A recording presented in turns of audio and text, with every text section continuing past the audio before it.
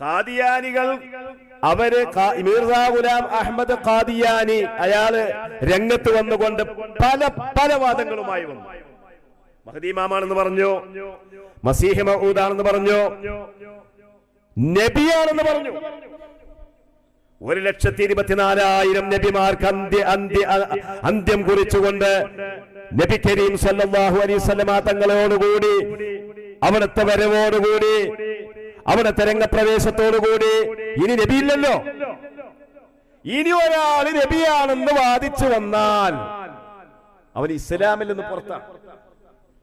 ഖാദിയാനികൾ ഇസ്ലാം എന്ന് പുറത്താണെന്ന് അക്കാലത്ത് തന്നെ 1930കളിൽ തന്നെ ലോകത്താദ്യമായി എന്ന് വേണമെങ്കിൽ പറയാം ബഹുമാനപ്പെട്ട സമസ്ത ജംഇയ്യത്തുൽ ഉലമ പ്രഖ്യാപിച്ചു. ഖാദിയാനികൾ ഇസ്ലാം എന്ന് പുറത്തുപോയവരാ. അവരുമായുള്ള ബന്ധം ഇസ്ലാമിന്റെ ബന്ധമാവാൻ പാടില്ല.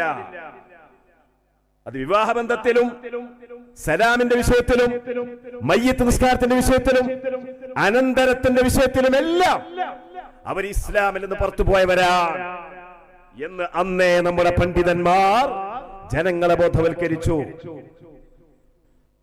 ആ ഖാദിയാനികളുടെ അതേ ആശയം പേറിക്കൊണ്ടാണ് മുജാഹിദുകൾ ഇന്ന് കേരളത്തിൽ അലഞ്ഞു നടന്നുകൊണ്ടിരിക്കുന്നത്. ഈയിടെയുള്ള അവരുടെ ചില പ്രസംഗങ്ങൾ ഞാൻ കേട്ടു.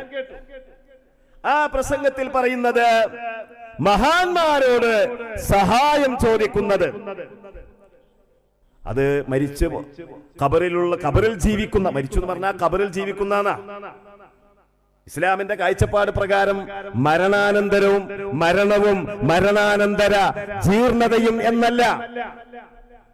ഇസ്ലാമിന്റെ വീക്ഷണം എന്താ, ഇസ്ലാമിന്റെ വിശ്വാസം എന്താ, മുജാഹിദുകൾക്ക് തിരിച്ചറിയാതെ പോയ ഒരു കാര്യമാണത്. ഖബറിൽ ചെന്നാ ജീർണിച്ചു എന്നാണ് അവരുടെ വിശ്വാസം. പിന്നെന്തിനാ അവരോട് ബന്ധപ്പെടുന്നത് എന്നാണ് അവരുടെ കാഴ്ചപ്പാട്. എന്നാൽ ഇസ്ലാമിന്റെ കാഴ്ചപ്പാട് അങ്ങനെയല്ല. ഇസ്ലാമിന്റെ കാഴ്ചപ്പാട് മരണവും മരണാനന്തര ജീവിതവും എന്നാണ്. അപ്പൊ മരിച്ചുപോയ മഹാന്മാർ, ഇനി മരിക്കാത്ത മഹാന്മാരുണ്ട്. ഈസാ നബി അലൈഹി ഇസ്ലാം മരിച്ചിട്ടില്ല, മലക്കുകൾ മരിച്ചിട്ടില്ല, ജീവിച്ചിരിപ്പുള്ള മഹാന്മാർ എത്രയുണ്ട്. അപ്പൊ മരിച്ചോ ജീവിച്ചോ എന്നതല്ല മഹാന്മാരോട് സഹായം തേടുന്നത്, അമ്പിയാക്കളോട് മുഅ്ജിസത്തിന്റെ അടിസ്ഥാനത്തിൽ സഹായം ചോദിക്കുന്നത്, ഔലിയാക്കളോട് കറാമത്തിന്റെ വെളിച്ചത്തിൽ അവരോട് മദദ് തേടുന്നത്, അവരെ കൊണ്ട് ബറക്കത്തെടുക്കുന്നത്, അവരുടെ തിരുശേഷിപ്പുകളിലുള്ള ബറക്കത്ത് സ്വീകരിക്കുന്നത്, ഇത് ശിർക്കാണ് എന്നല്ലേ? ഇതല്ലേ ഇവര് നാട് നീളെ പറയുന്നത്? ഇതാര വാദ? ഇത് ഇസ്ലാമിന്റെ വാദാണോ? ഇങ്ങനെ ഒരു വാദം ഏതെങ്കിലും ഒരു നബിയുടെ ഒരു ചെറിയ പരാമർശത്തിലുണ്ടോ? 1,24,000 വരുന്ന നബിമാരുടെ കഴിഞ്ഞു പോയില്ലേ?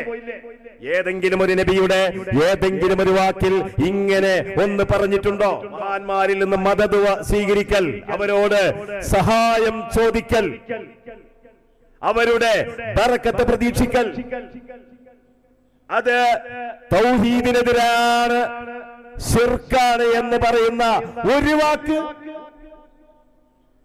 വിശുദ്ധ ഖുർആനിൽ എവിടെയെങ്കിലും പറഞ്ഞിട്ടുണ്ടോ? അമ്പിയാക്കളിൽ ആരെങ്കിലും പറഞ്ഞിട്ടുണ്ടോ? സ്വഹാബിമാരിൽ ഏതെങ്കിലും ഒരു സ്വഹാബി അങ്ങനെ പറഞ്ഞിട്ടുണ്ടോ? ഇമാമുമാരിൽ ഏതെങ്കിലും ഒരു ഇമാമിന്റെ ഏതെങ്കിലും ഒരു കിതാബിന്റെ ഏതെങ്കിലും ഒരു പേജിലെ ഏതെങ്കിലും ഒരു വരിയിൽ അങ്ങനെ പറഞ്ഞിട്ടുണ്ടോ? പിന്നെ ഇതാരുടെ വാദമാണ്? ഇത് ഖാദിയാനികളുടെ വാദമാണ്.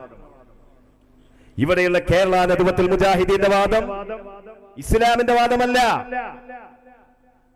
കേരള നദ്വത്തുൽ മുജാഹിദീന്റെ ഏത് വിഭാഗക്കാരാലുമാണ്, ജിന്നുള്ളതാണെങ്കിലും വേണ്ടില്ല, ഇല്ലാത്തതാണെങ്കിലും വേണ്ടില്ല. ഞാൻ അതിലേക്കൊന്നും പോകുന്നില്ല. ബഹുമാനപ്പെട്ട ജസീൽ കമാലി ആ കാര്യങ്ങളൊക്കെ ഇവിടെ വിശദീകരിച്ചു ഇൻഷാ അല്ലാഹ്. ഇവരുടെ ഈ വാദം ഖാദിയാനികളുടെ വാദമാണ്. നോക്കൂ നിങ്ങള്, ഖാദിയാനികളുടെ നിസാബെ തഅലീം പാഠം 1 അവരെന്താ പറഞ്ഞത്? ഈ മുജാഹിദിന്റെ ഇതേ വാദം തന്നെയാണ്. മുജാഹിദുകളുടെ ഈ വാദം ഇസ്ലാമിന്റെ വാദമല്ല, ഇത് ഇസ്ലാമിൽ നിന്ന് പുറത്തുപോയ ഖാദിയാനികളുടെ, മീർസാ ഗുലാം അഹമ്മദ് ഖാദിയാനിയുടെ അനുയായികളുടെ അതേ സെയിം വാദം. അവർ മലയാളത്തിൽ എഴുതുന്നത് എന്താ നോക്കൂ നിങ്ങൾ. നിസാബെ തഅലീം എന്ന ഖാദിയാനികളുടെ പുസ്തകത്തിന്റെ പാഠം 1 അതിന്റെ ആദ്യ പാരഗ്രാഫിൽ, അതിന്റെ 2ാമത്തെ പാരഗ്രാഫിൽ പറയാം, മറ്റു മതവിശ്വാസികൾ ചെയ്യുന്നത് പോലെ വിഗ്രഹങ്ങളെ ആരാധിക്കുന്നതും മരിച്ചുപോയ മറ്റ് മഹാത്മാക്കൾ എന്ന് പറയപ്പെടുന്നവരെ വിളിച്ചു പ്രാർത്ഥിക്കുന്നതും. ഇത് അവരുടെ പ്രയോഗമാണ്, ഇത് ഖാദിയാനികളുടെ പ്രയോഗമാണ്, ഈ വിളിച്ചു പ്രാർത്ഥിക്കുക എന്നുള്ളത്. അത് അതേപടി കോപ്പി പേസ്റ്റ് ചെയ്തുകൊണ്ടാണ് ഇവിടെ പ്രസംഗിച്ച മൗലവിമാരാവട്ടെ, എവിടെ പ്രസംഗിക്കുന്ന മൗലവിമാരും ഈ ഖാദിയാനികളിൽ നിന്ന് കോപ്പി പേസ്റ്റ് ചെയ്യണം. കോപ്പി പേസ്റ്റ് എന്ന് പറഞ്ഞാൽ ഇന്നത്തെ കാലത്ത് മനസ്സിലാവുമല്ലോ. അവരിൽ നിന്ന് കോപ്പി പേസ്റ്റ് ചെയ്തിട്ടാണ് ഇത് ഒട്ടിക്കുന്നത്. എന്നിട്ട് പറയുന്നത് കണ്ടോ, അവരുടെ ഖബറിടങ്ങളിൽ ചെന്ന് ആവശ്യ പൂർത്തീകരണത്തിനായി അവരോട് ദുആ ചെയ്യുന്നതും, അവരുടെ സമീപത്ത് വെച്ചുകൊണ്ട് അള്ളാഹുവിനോടുള്ള ദുആയെ അവരോട് എന്ന് ട്വിസ്റ്റ് ചെയ്യുന്ന ഏർപ്പാട്, ഇത് ഖാദിയാനികളുടെ വിശ്വാസം. അതിനെ പകർത്തി ഒട്ടിച്ചു വെക്കുകയാണ് ഈ മൗലവിമാരൊക്കെ ചെയ്യുന്നത്. അത് KNM മൗലവിമാരാണെങ്കിലും ജിന്ന് മുജാഹിദിന്റെ മൗലവിമാരാണെങ്കിലും ഇനി ജിന്നില്ലാത്ത മുജാഹിദിന്റെ മൗലവിമാരാണെങ്കിലും എല്ലാവരും ഇതാണ് ചെയ്തുകൊണ്ടിരിക്കുന്നത്. നോക്കൂ, എന്നിട്ട് പറയാം, മറ്റും ശിർക്കിന്റെ വകഭേദങ്ങളാകുന്നു. അള്ളാഹുവിന്റെ പേരിൽ ചെയ്യപ്പെടാത്ത നേർച്ചകളും ശിർക്കിൽപ്പെട്ടതാണ്. അതുകൊണ്ട് അത്തരം നേർച്ചകളിൽ ഉണ്ടാക്കപ്പെടുന്ന ഭക്ഷണ പദാർത്ഥങ്ങൾ നമുക്ക് കഴിക്കാൻ പാടില്ലാത്തതാണ്. നേർച്ചയിൽ ഉണ്ടാക്കുന്ന ഭക്ഷണം, ഇപ്പൊ ബദരീങ്ങളെ പേരിലൊക്കെ നേർച്ച ഉണ്ടാവും അല്ലേ? അതേപോലെ മുഹ്യിദ്ദീൻ ശൈഖിന്റെ തങ്ങളുടെ പേരിൽ നേർച്ച ഉണ്ടാവും. റസൂലുള്ളാഹി തങ്ങളുടെ പേരിൽ റബീഉൽ അവ്വൽ 12 നേർച്ച ഉണ്ടാവാറുണ്ട്. അതിലുണ്ടാക്കുന്ന ഭക്ഷണം തിന്നാൻ പാടില്ല എന്നുള്ളത് ആരവാദമാണ്? ഇസ്ലാമിൽ നിന്ന് പുറത്തുപോയ ഖാദിയാനികളുടെ അതേ വാദം. ഇതല്ലേ മൗലവിമാരെ നിങ്ങൾ പ്രസംഗിക്കുന്നത്? ഞാൻ വളരെ നല്ല ഭാഷയിൽ സ്നേഹത്തോടു കൂടി ചോദിക്കാം.